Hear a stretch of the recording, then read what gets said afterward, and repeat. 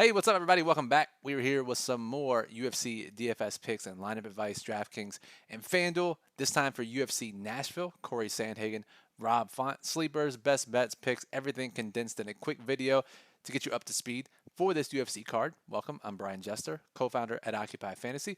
Normally, I'm joined by Jake the Snake of MMA DFS.com, but Jake is actually at the UFC event this week, so figured we'd give him the week off. I'll be out next week. He'll team up with Moose to give you a video. That way we still have you covered for the next couple of events. Now, if you're new here, welcome. What we do is we break down the main event from a betting and DFS perspective. We analyze the newcomers. There are two on this card making their UFC debut. We play good fighter, good matchup, bad matchup. For those fighters that have less than 4 fights under their belt, give some context to their stats. And then we'll close it out with our stream parlay, our fight that you have to target, and our favorite prize picks play of the week.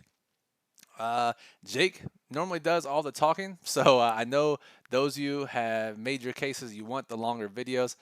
I can't talk as much as Jake, got to be honest. So this video is going to be a lot shorter than usual, 10, 12 minutes long. All of the up-to-date information. You want more in-depth content, check out Jake's site. It is updated for this week, as well as OccupyFantasy.com. So let's get into it. Cory Sandhagen, Rob Font. We have 12 fights on the card. Sandhagen, $9,300. Font, $6,900. Now, I think a lot of people's first intentions, their first thoughts when they see this, that is a very stackable fight, especially in low-risk contests. 50-50s, double-up head-to-heads. We talk about low-risk contests and how fight stacks are often the best way to cash those contests. This is the prototypical stack. And seemingly every time we say that, even as recently as last week, when we say it's a prototypical stack, somehow it does not work out. But this one really is prototypical. High volume. Expected to go into the championship rounds, round 4 and 5. This is a late notice fight. Font stepped in on a few weeks' notice after Umar dropped out here. So some uncertainty here. It's a catchweight bout, 140. So certainly some uncertainty here. But given these guys' histories, in fact, both these guys, and Jake points this out at MMADFS.com in his write-up this week, that both of these guys, both Sandhagen and Font, have been a part of GPP winning main event stacks. Sandhagen has been in a main event stack in a GPP winner, as has Font. So it wouldn't be shocking to see the number of lineups that stack this in the largest contest on DraftKings be the highest it's been in some time. So that doesn't make it any more likely because we do have a lot of live dogs this week. How does it end up playing out? To us, Sandhagen ranks really highly in our model. Jake points this out as well. Font's ownership is going to be pretty high and likely higher than his actual chances of winning this fight, according to the money line odds. So if you're a type of UFC DFS player who likes to play the leverage and you like to X out fighters completely from your player pool, the chances of Font winning this fight and exceeding and surpassing and beating his ownership causes you to fade him completely if you're that type of DFS player. So Sandhagen, really high ceiling. The question is, how did this fight fail in tournaments? Because both extremely high volume. Sandhagen has started to mix in wrestling even more lately. Now, you may use that as an argument as this fight has a lower chance of being left out now because it's adding some floor, adding some ceiling with his wrestling. But let's just say he wrestles some. Font gets a round 2, round 3 KO. Unlikely, but that could happen. An early round knockout for Sandhagen. Font, very tough to put away. But the ability to take on damage and where his damage has basically evaporated with each of the last couple of fights. So could get a doctor stoppage there, which if it's a doctor stoppage in between rounds, that certainly raises the ceiling for Sandhagen, get the maximum out of the round bonus. But 9,300, not exorbitantly priced. There's a very good chance we see this in the winning lineup. However, the field knows that. Jake's projected ownership this week has this fight approaching 90% projected ownership on the card. So if you do play it, you're going to have to try to find a way to get different elsewhere. And if no dogs win and this goes to this distance, we could see another stack. We could see Font in the winner as a losing dog. To me, my initial thought is you have to be underweight on the field just because the field is a little bit overconfident in how this fight's going to play out. So if you're playing 100 lineups, maybe have the main event in 75. That is the best way to do it. If you're playing super leverage, then you completely fade Rob Font. Maybe play Sandhagen pretty heavy. But again, in low-risk contests, you're going to stack it. It's easy with the price difference. Font allows you to do a lot of different things with your lineup. And even if he gets knocked out in round 2, scores 10 points, that's enough at 6,900 to help you in your cash game. So I think that about covers it for the main event. Sandhagen and Font. For a pick, I think both Jake and I in the model agree that Sandhagen likely takes this and becomes the next contender after the Aljo and O'Malley fight here in a couple weeks now. So moving on, we do have two newcomers on the card. And as I do with Jake, we'll start from the first fight of the night to the last fight of the night. And in the very first fight of the night, we have Asu Amabayev. Now, pretty good fighter, nice background, pretty decent competition. I'm going to pull up my notes here, right? I'm not like Jake off the top of my head. I'm going to pull up a little notes here. But 17-2, 29 years old, from Kazakhstan. Seemingly Central Asia, pumping out a lot of fighters coming over to the UFC in the last couple of years. But he's fought some decent competition, and when we look for newcomers, we look for the organizations that they fought in. That can tell us about the level of competition if you don't want to dive too deep. But has fought in M1, has fought in Brave. That's pretty decent.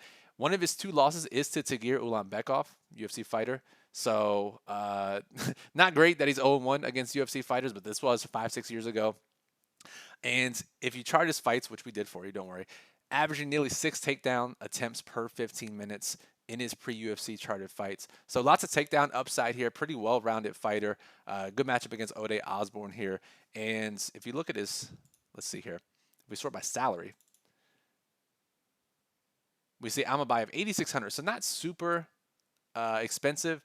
And even if his inside the distance numbers aren't that great, it's not like he'll go completely overlooked. If he was like 9,300 and the inside the distance numbers weren't that great, we could probably get some lower ownership on him there. But I don't think we'll see too crazy ownership in one direction or the other on the newcomer in Amabayev.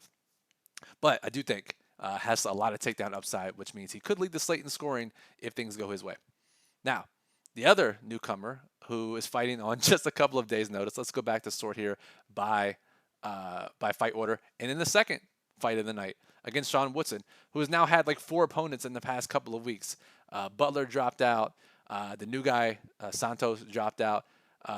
And Bazookia, 2-time Dana White Contender Series fighter, has stepped in. A couple of days' notice. I feel bad for the guy, right? You get the call on, Tuesday or Wednesday that you're going to step in and fight. He misses weight by a half pound. Still has to forfeit 20% of his already small purse. So not the best, but you want to get your foot in the door. Here it is. Fought 2 times on the Contender Series. That wasn't enough to get him a contract. So he's like, shit, I'll take it on short notice if that's how it gets me in. I'll get in any way possible. So he's 1-1 on the Contender Series, 11-2 overall.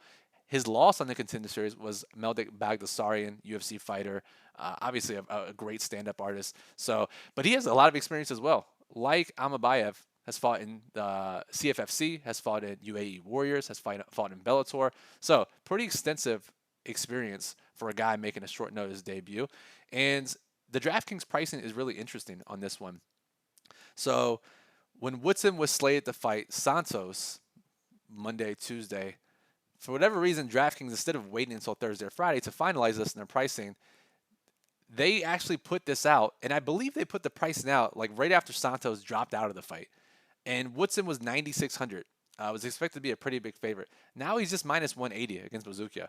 So Woodson is mispriced in one of the ways that we typically don't see mispricings. Minus 180, completely overpriced for his money line in this fight, and that's going to lead him to be under 20% owned. So that's already just looking from a high-level slate perspective. We're looking for ways to get different here. Sean Woodson, not historically a fantasy-friendly fighter, right? Has the one big win against Colin Anglin, 122 points. Maybe you can do that here in a short notice opponent, 3 days for Bazookia. But no one's going to play him at 9,600. If we're looking to get different, Woodson can do that. Bazookia, because he wasn't added at a weird time. They actually added him at the time the fight was announced, and he kept and stayed in. He's priced appropriately for his on money line, and he's 7,500. So we'll see normal ownership on Bazookia. In fact, he'll probably be higher owned than Woodson, which is pretty crazy at 9,600. Just a pricing dynamic that we don't see very often, if ever. So just keep that in mind as you're building your lineups this week. All right. So we talked about the newcomers. Let's play good fighter, bad fighter, good matchup, bad matchup.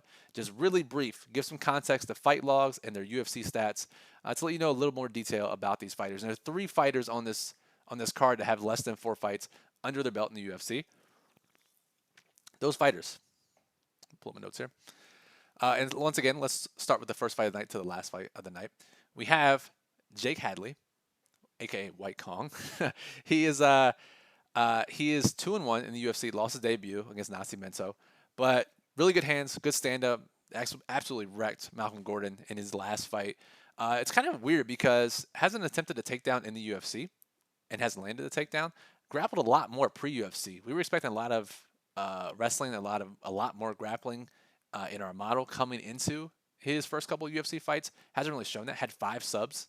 Now has 5 subs, including that sub over Candelario 2 fights ago.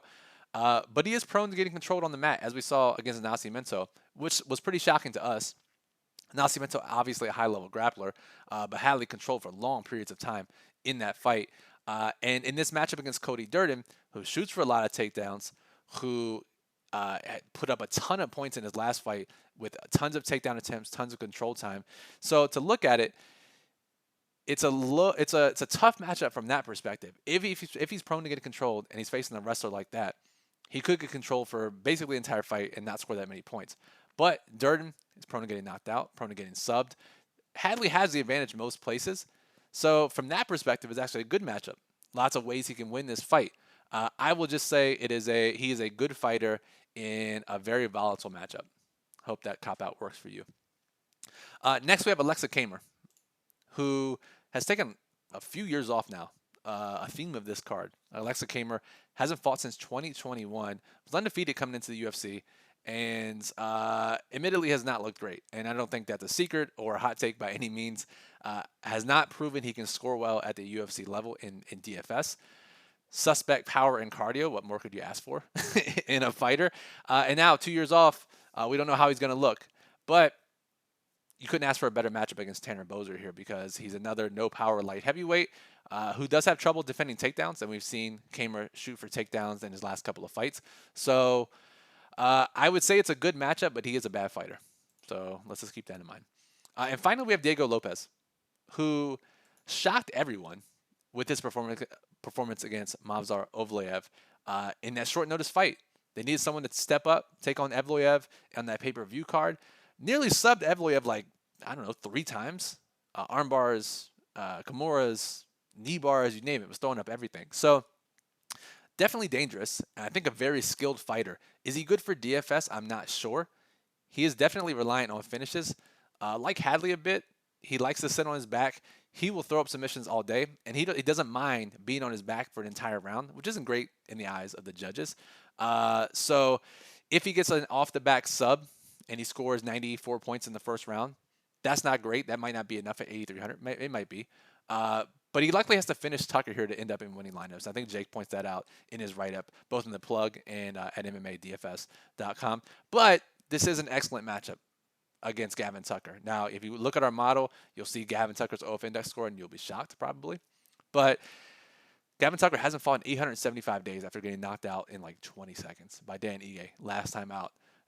And Lopez is nearly 10 years younger here. You add up the layoff, you add in the age difference, and those are 2 trends that are really hard to overcome for an opposing fighter. So all the trends are in favor of Lopez here. So we'll say Lopez is a good fighter in a good matchup.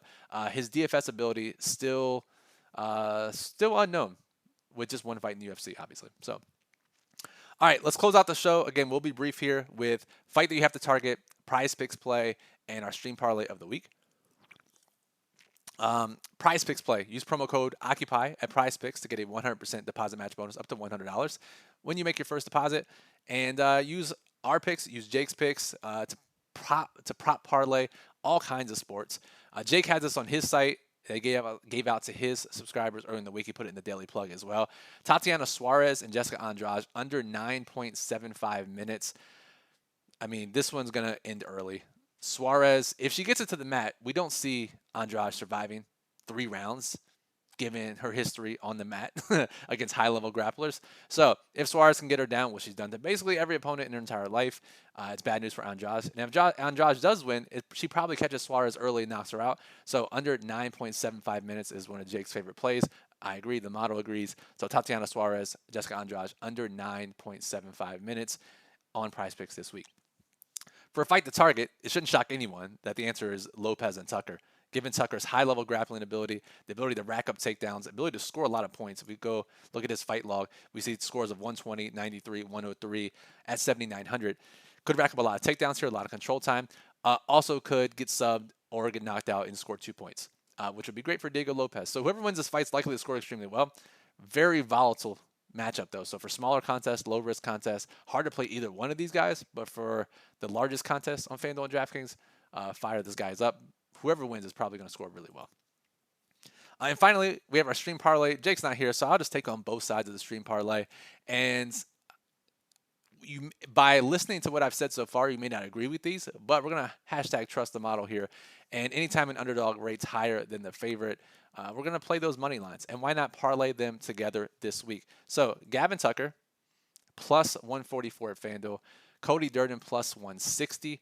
Both these guys have the grappling upside, and when in doubt, we're going to trust the grappling upside, especially as underdogs. And if we parlay those together, plus 144, plus 160, let's just put it here in the lineup so you see it. Gavin Tucker, Cody Durden. And again, both these guys could score a combined 4 DraftKings points. But we're going to take the money line value on Tucker and Durden, parlay together, plus 534, bet $100, win 534. So hopefully I can carry this leg of the stream parlay. And if I do, then we'll put all the pressure on Jake and Moose next week to do it themselves. So that'll do it for this video. Go check out Jake's work, MMADFS.com, all the write-ups you normally see every week. OccupyFantasy.com. Our daily plug is already up if you're watching this video. Top plays, low risk and high risk contests, lineup construction tips, best bets, prize picks plays, contest to target, everything you need to tackle the UFC slate on Saturday. Our Occupy model is up, ranks every fighter, FanDuel, and DraftKings with our proprietary metrics. Our projected ownership is up and running. It will be tweaked a couple times over the next 24 hours. And our lineup builder allows you to build up to 300 lineups on FanDuel and DraftKings. So let me know how I did this week. Drop a comment below. I know you guys want to see Jake back next week. Did my best. So Brian Jester, Occupy Fantasy, thank you for listening. Jake and Moose will be back next week. I'll see you in a couple of weeks. But thanks for listening, and good luck at UFC Nashville.